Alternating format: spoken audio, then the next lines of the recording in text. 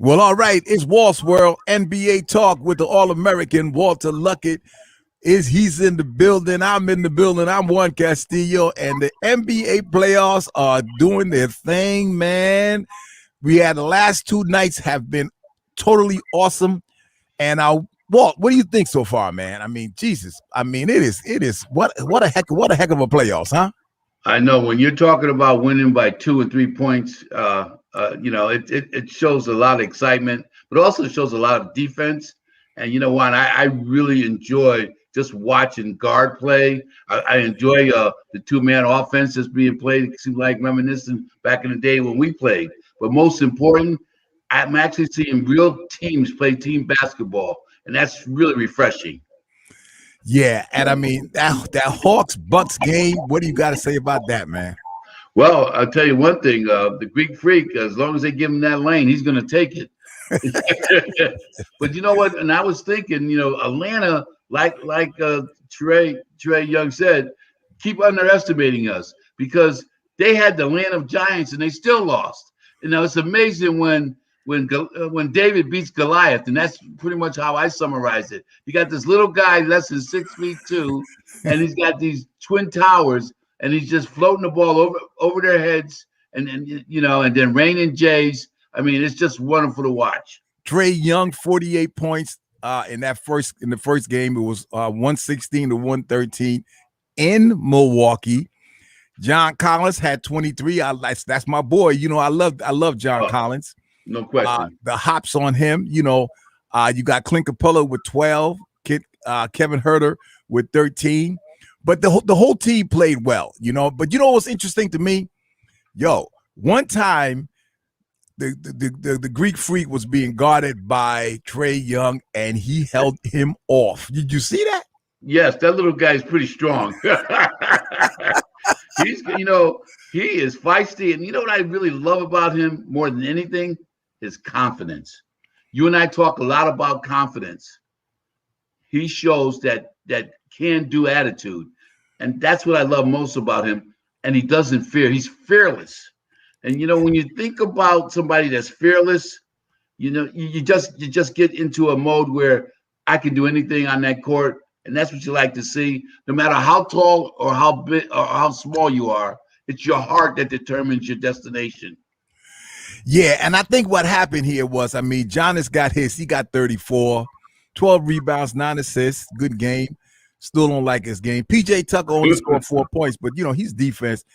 I think the problem with them is the fact that they didn't give Brook Lopez the ball enough.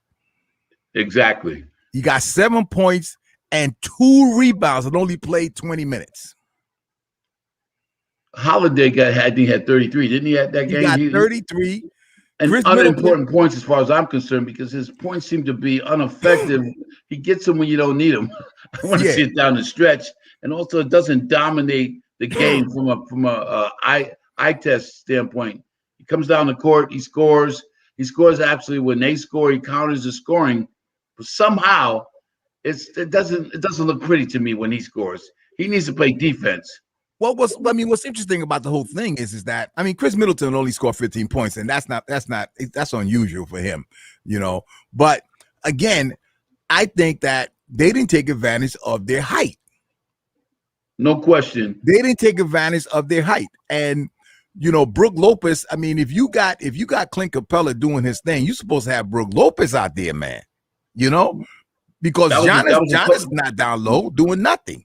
That was a coach's call. And most important one, I hate to see so many people playing guard. Who's the guard out there?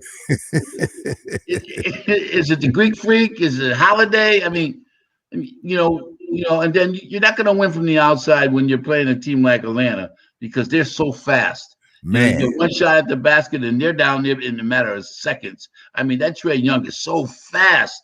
And you know what? And you would think that you would probably try to control the boards with your bigs. The bigs aren't out there, and you're not playing to the bigs. To reinforce what you're saying, yes, coaches need to recognize what's going on out there. Well, let me say this: we got this next game coming up, and I already picked Atlanta. You had picked the Bucks because that's you and your boy. Yeah, I have my Buck hat on, and you got your Buck hat on right now. Yeah, Yeah. you know what I mean? And Vinny, of course, is coaching Connecticut's own Vinny Baker. But this next game, which is tonight, right? It's interesting because Bogdanovich is due for a big game. He only scored 4 points in 27 minutes, okay? He's due for a big game. And Trae Young can't keep scoring 48 points. And they're going to probably try to double team him, and they're going to try to take him out of the game. But I'm going with Atlanta again tonight. I was going to reinforce, but just say, you say Trae Young can't get 48 points tonight. Tell him that. Absolutely. That man is like, bring it.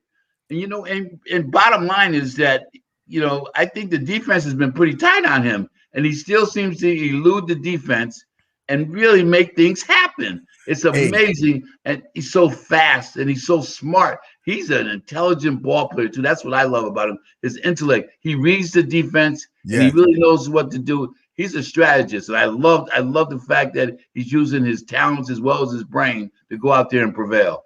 And it's interesting, because like they're throwing the word around superstar to all these young cats who haven't done nothing yet, including Trey. But this guy right here, man, he's got the soup in it, not the super yet, but he's got the soup in it right now. So we're gonna see what's happening with that. Okay, so last night, oh my goodness gracious. Oh my goodness gracious. So what happened, man? What happened? Well, it's just amazing. It amazes me. It amazes me that you can really look at the Clippers and say they're a great ball club and they're well coached, So they had their backs to the wall. They had to win that ball game. And I thought basically, when you think about CP3, he hurt them yesterday. Yes, I agree. He was off. I agree. His balance, he was not fast. He was missing his shots. His passes were poor. That was a coaching decision. Monty, I had to question Monty on that one. I would have never had him playing. I would have him come off the bench. I'm not saying not have him play, but I would have had him come off the bench and give him some minutes, restricted minutes. He came in and he came out shooting too, and he was missing, and they were all off balance. It threw the whole offense off balance. No one scored over 20. DeAndre Ayton scored 18. Devin Booker only scored 15. Of course, I think that mask is bothering him. That was an adjustment. It was difficult. That mask was bothering him, but he's another one that everybody's throwing around. Kobe Bryant. Come on, man. Well, let me tell you something. Don't be throwing away Kobe. Go ahead. Let me tell you something. As much as I hate to say it too, Beverly locked him down. Well, I ain't afraid that I love it. I love it, man.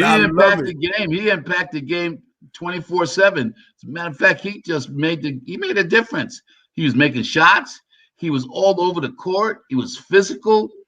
I mean, and Booker, I think he was worried about his broken nose too. He said, "I don't want a broken leg along with my nose." And that guy Beverly was really out there all over the place. He's intimidated him at this point.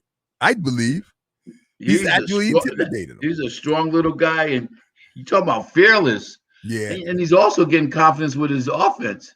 He was spectacular the other day. But I think the other problem was that Cameron Payne had a bad ankle. He only played 4 minutes. He's important. He's important to that team. No question. But I think CP3 hurt them. I really believe that he did not belong to be out there that long. And most important too, Jackson, man, for some reason he really is composed out there. That's your boy, his 19 points is bigger than 33 points for another guy. He is so effective because he's on time all the time. I mean, he doesn't have a bad game, because he does so many other things too. I mean, he scored 23 yesterday. Mm-hmm. Zubac came out with 15. Oh, yeah. He did a great job. But I'm going to tell you something else. Terrence Mann is another Patrick Beverly. He can go. He's good on defense. Shows a lot of energy. Rebounds. Steals the Yep. ball. Yep. He's pesty out there. Oh man, and he's got a shot too, man. He can shoot it. He's gonna be starting sooner or later. And you know who comes in there, Juan, and really makes a statement? Kennard. Yes. Nice lefty, as obviously I'm a little biased towards that. Yeah, exactly. He can shoot the rock.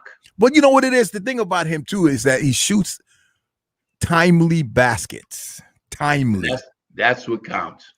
Under pressure, he just goes ahead and hits it, man. You know what I mean? But I told you that I thought that the Clippers might come back. Well, actually, no, I didn't say might. I said I thought they were going to come back. If anybody can come back, it's the Clippers. They've been doing it all playoffs, right? And I think that they've really got the advantage right now. I think they're they got to be in the Suns' heads at this point. You know what I mean? Well, coaching is going to really matter with this here series. I really believe the coaching is going to be a factor. Monty kind of like, I don't know, he lost it a little bit. His loyalty and his allegiance to CP3 was over the top the other day. I would not have started him. Again, I hold him accountable for the loss. He just was not ready to come out there. Nah. First of all, you're off 2 weeks. How do you expect to be in game shape? No, exactly. And he had open shots, that he normally makes. And that's I'm sorry. Yeah. If I saw him miss 4 or 5 in a row, I would snatch him out right away immediately. Exactly. But yeah, man. And you know what, Juan? Their defense wasn't as stellar as it normally was, and that's because of CP3. Most important, they weren't as fast as they normally would without him. They moved the ball quickly when he was in there. He holds the ball up and he holds the speed of that team when he's out there. Because no disrespect to CP3, but they're a lot slower when he got his hands on the ball. Well, because he walks it up. These young guys don't walk the ball up, man. They're running and jumping and throwing alley-oops and dunking off the rim and stuff. And so I think that you're absolutely right. And if he puts his money on CP3, that could be a problem. Now I'm gonna tell you this. They keeping it quiet with Kawhi, man, but Kawhi might come back in the series, man. You think so? I saw him up in the suite drinking soda and eating popcorn. Yeah, with his wife and the whole nine. I don't get that at all. I'm sorry, Walt. Hey, that's too relaxed for me. He should be down there with the team. Unless there's a quarantine issue. They're really not telling us why. They're blaming it on his knee. Right. Why is he in that suite with his family? Why isn't he with the team? True. No, I know. I get that. I know. I definitely get that, man. But would you appreciate that if you were on the team? No, I would not appreciate it at all. If you were coaching, would you want him on the sideline? Absolutely. There's no question about it. There's no question about it. Well, man, we got a weekend. Of basketball, man. Let's see what's happening tomorrow, and then let's come back on Sunday, man, after tonight and tomorrow. It sounds real good. I just want to say this before we close. Yeah, you're not gonna get away from me on the best guards in the country, though. Ever. You already got. You know what? You know what?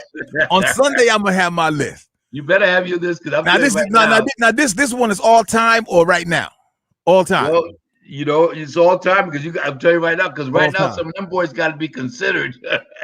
I don't know, man. We got some guards, man. We got some guards out there. I know. I don't know. What I'm saying to you is this here. I've been thinking about it all along, and when you really think about it, Juan, guards have always been a key factor in the NBA. Well, I hope you got Mike, Kobe, and Magic. So the other two, I don't know. The other two is what I'm gonna, and then you got Isaiah. You got to worry about Isaiah. You got to worry about Isaiah in there, right? And then your fifth one. I mean, how can you leave? Don't forget about Mr. Basketball, though. Don't forget about the logo. Yeah, the logo. I mean, the logo. And then you got Oscar Robertson. I know it's going to be a good one. I can't wait to hear your thing on Sunday. I'm going to have some serious rebuttals. Oh my God! All right, bro. Have a Okay. good one, man. I see you You on too. Sunday, man. Have a blessed one. Take My care. brother. Walt's World right here, man. We doing it up.